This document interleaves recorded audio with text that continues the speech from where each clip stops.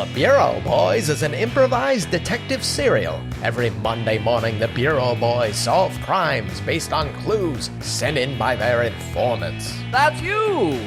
Go to thebureauboys.com to submit your clues, informant.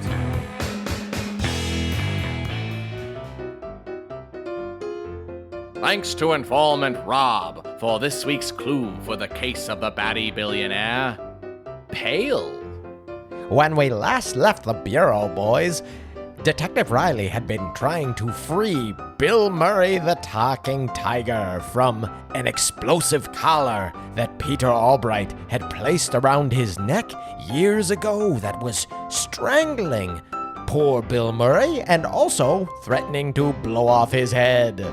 Detective Riley and Detective Potter and the Tiger all heard a click at the same time as Detective Riley twisted his Paperclip. Okay. All right, I think I've got it. Why is it beeping so fast? No. That's a good thing. Bill Murray, correct me if I'm wrong, but I think it's beeping down, right? It's a countdown to defusing. I think you've screwed me. Detective Riley, it wasn't beeping at all before you did that, and now it's beeping rapidly. Oh no, there's a surge. There's a line of electricity going through each of these little bombs, highlighting them in red, one after another. But suddenly, the explosive collar frees itself from Bill Murray's neck. Bill Murray takes a gasp of the first full lungs of air he's taken since he was a little baby cub at the Albright Mansion. Thank you. Your voice is still screwed up? Why, no. Thank you. Thank you, Detective Riley. Thank you, Detective Potter. And now, it is time for me to fulfill my end of the bargain, for you have saved me from servitude to the Albright estate. Also, by the way, I was a ghost, and that was the last piece of business I had to do. So, I leave you with this, Detective Riley and Detective Potter. Bill Murray the Tiger starts fading quickly before he presents his final message. Hurry, Bill Murray, just spit it out. Detective Riley and Detective Potter, Peter Albright's room and office is upstairs, and it's the third door. Bill Murray fades out of existence. The Bureau Boys barely catch what he had said about Peter Albright's office room. The third door. Gah. Third door could mean anything, Detective Riley. Third door on the right, third door on the left. Third door on the left. Third door. Third door straight ahead. The Bureau Boys climb the stairs to find the upstairs hallway, and they see, as is Peter Albright's fetish, a series of doors with doors on top of the doors. Detective Riley, they could also be up doors or down doors. Hold on. There's doors lining the floor, lining the ceiling. There's doors within doors, and there's doors in the corners of doors. And doors without doors. And without handles and knobs. The Bureau Boys spin about this Alice in Wonderland-like hallway, confused. They keep spinning and spitting, grasping each other's hands, like children in the play yard, going around in circles. From your perspective, dear listener, you know how, like in the movies, when they have the camera on the person and they're holding the other person out and they're spinning around and you just see everything going by blurred in the background? Just imagine that. If we keep spinning, we'll land on the right door. I know it. If we keep spinning, I'm going to get sick, Detective Riley. And you'll puke on the door we need. We have to keep going. Detective Riley and Detective Potter spin and spin and spin until finally Detective Potter vomits onto a door that happens to be 3 doors away from the staircase. You're going to be okay, Detective Potter. I think this is it. Detective Riley, holding Detective Potter over his shoulder, opens the third door from the stairway, and they walk in. Hey, it's Detective Potter and Detective Riley. What are you guys doing in my house? Before Detective Riley and Detective Potter stands a paunchy man. Narrator, I feel as though your cataract surgery has been unsuccessful. The boy, not man, but admittedly a paunchy boy, standing before the Bureau boys is none other than Marbles Albright, the inciting incident of this entire case. My God. You're right, as I adjust my bifocals. What are you guys doing here? What are you doing in my house? A lot. We're doing a lot. Marbles, your tiger's gone. What? Where did he go? Where's Bill Murray? He was a ghost this whole time. And he was being held here by his collar. Marbles, before we can tell you anything else, we kind of burned through that first $5,000 check. If you could give us just another retainer. We haven't quite completed the wellness check, but we are hot on the case.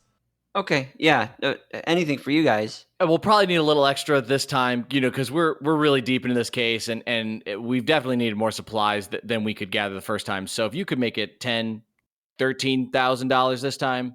10 plus 13, $23,000 ideally. Yeah. Whoa. I don't pay up front for materials. Time, sure, but not materials. I need receipts for everything. Detective Riley had to use his trusty lock-picking paperclip to free Bill Murray from his, I don't know, spiritual damnation? Collar? But spit it out, Riley. We'll hold on a minute. That sounds more like a side quest. That was not what I asked you to do.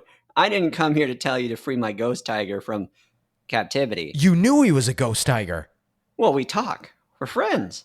Just like Calvin and Hobbes, Detective Riley. God, this kid is such a little shit. I tell you, hate him Detective so Potter. much. I can hear you. Right. So, we'll take that check whenever you're ready. But before that, Detective Potter and I, we need to get to it. And we're looking for your father. And honestly, you might be in danger. Detective Riley, just real quick, you're a terrible business person. After the check is when we want to get to it, not before. Oh. Okay, never mind though. God. Yes, we need to find... Bill Murray was just about to tell us where your father's office room is. And he said the third door, but then he faded out of existence. Not unlike other ghosts that we've encountered along our foibles. And this is the door we found. And your father's supposed to be here.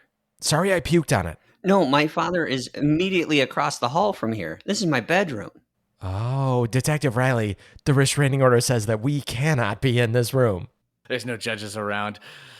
Give me 5 minutes with this kid. I'll get him to talk. Detective Riley, no, he already talked. Get the check and let's go across the hall. So Detective Riley snatches the checkbook out of Marble's hands. Detective Potter points out that Detective Riley needs him to write a check, for empty checks do nothing for the Bureau boys. But Detective Riley thought, you got a blank check. You can do anything. And after a 15-minute lecture from Detective Potter, Detective Riley finally forced Marbles to write a check to the Bureau boys, which he then deposited with his Chase app. And it may or may not have been at gunpoint. For Detective Potter was pointing a gun at Detective Riley to force him to learn to use the Chase app. Okay, Detective Potter. Now let's do what we came here to do and make sure that Peter Albright's doing okay mentally. Yeah, you'd think Marbles would have just been able to walk across his room, open the door, walk across the hallway, open the other door, and check on his dad and ask about his mother. But you know what? At $25,000, I'm not going to shy away from doing it for him. Here, let me go get my dad for you. Damn it, Detective Riley. I told you to close the door behind us and nail it shut. I only had the bullets. I didn't bring the nails. Okay. Yes, thank you, Marbles. If you wouldn't mind, Marbles knocks on the door across the hall from his bedroom. It swings open. Where's the geese? Where's the geese? Where's the... Marbles, what are you doing here? Hey, Dad. Some detectives are here to see you. Go to your room. Go make friends with the tiger.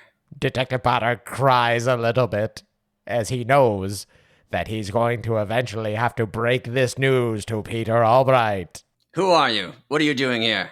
Mr. Albright, my name is Detective Riley. This is my partner, Detective Potter. We're here to check on you.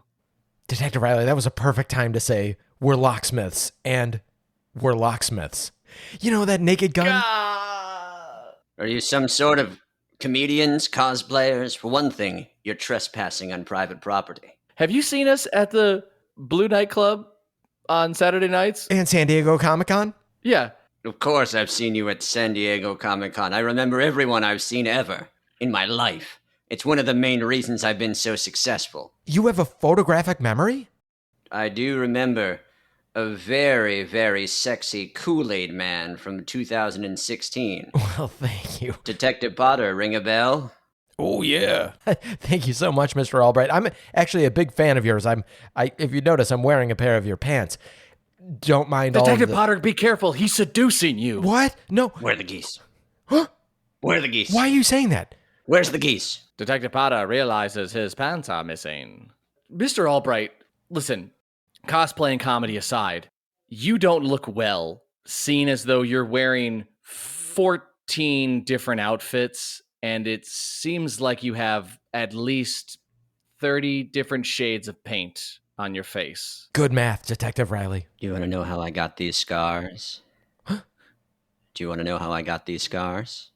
Detective Riley, Is this a riddle? No, it's not the Riddler, it's the Joker. Did you see The Dark Knight, Detective Riley? Oh no, you didn't. You're terrible at seeing movies. He's testing us, Detective Riley. Is that with the one with the Nazi and he's all red? No, And, Detective Riley, no. Listen, you can sit this one out. I think he's testing us. Yes, The Dark Knight. Well, it's nice to meet you, boys. Yes. He said ice. Shh. Wait. Detective Riley, I swear you can sit this out. I got this. Yes, Batman and Robin. He's wavering. Did you get it right? Detective Potter. I don't know, I'm terrified. Do you think this is some sort of movie trivia? Is that what you think this is? Is that what you think my life is, that I've come to one walking Batman movie trivia? No, of course not. No, Mr. Albright, you've done so much for the outdoor picnic pants community and just pants in general. And you've been a great steward of many forest lands, and you've really helped rejuvenate the Winnebago movement. And your wife said that she is lonely and missing you. You found her? Detective Riley, I think that means that she's still alive. Yes, we found her right where you'd left her. Right where I left her. Is that what she told you? Yes. Why don't you give us your version of the story? Gentlemen, take a seat.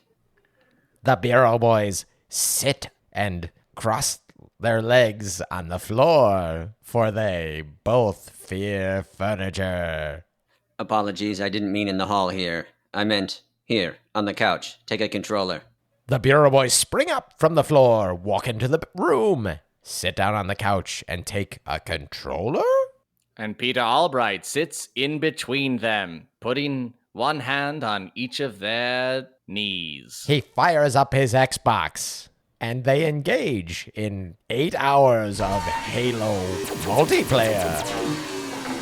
Okay, I know we've been screwing around a whole lot on this whole case, frankly. Headshot! Freaking headshot! Okay, yeah. Great, you're great at this game.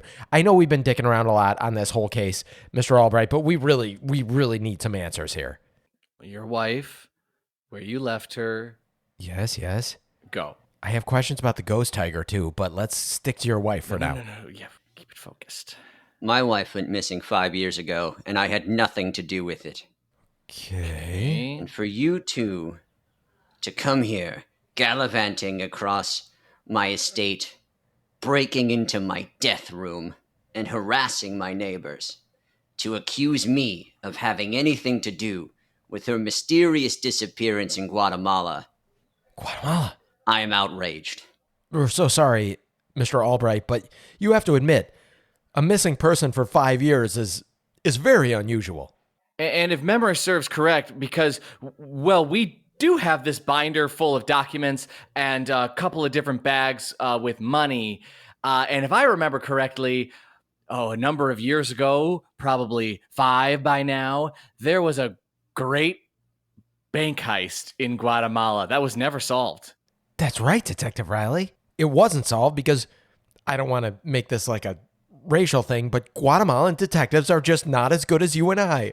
Well, I for one, will not be harassed by some racist detectives in my own home. Should we step outside? And for you, I may not be a detective, but I am a businessman, and I can tell you this. What you're saying is bad for business. Why would I do that?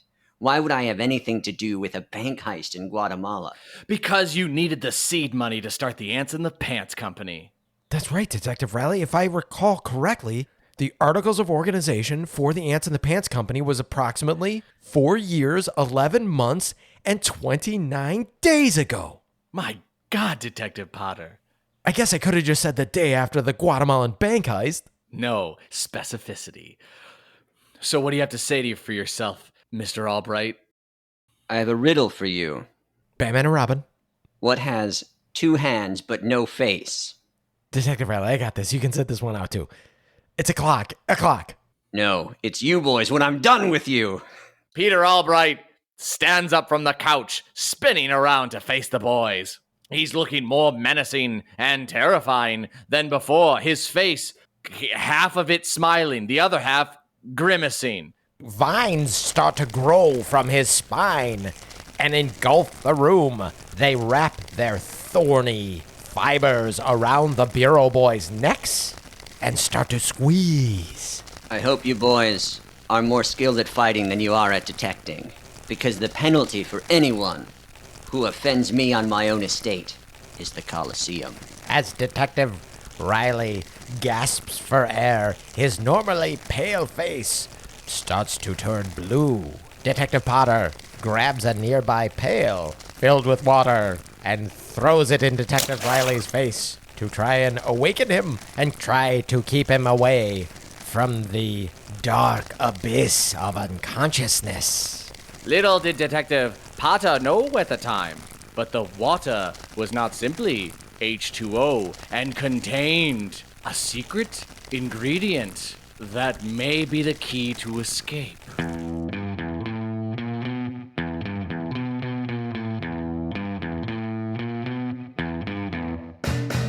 Will the Bureau Boys escape their latest predicament?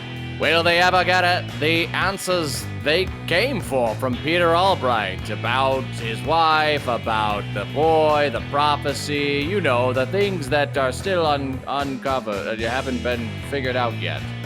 Why do Detective Potter and Detective Riley hate marbles so much? Could it be his shitty personality? Perhaps the way he carries himself in a room. Find out the answers to these questions and many more next time on The Case of the Batty Billionaire.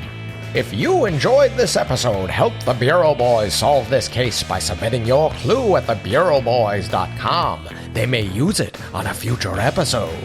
While you're there, why not join their informant network and tell all your friends and family to join too? But don't tell the criminals, because the Bureau Boys are coming for them.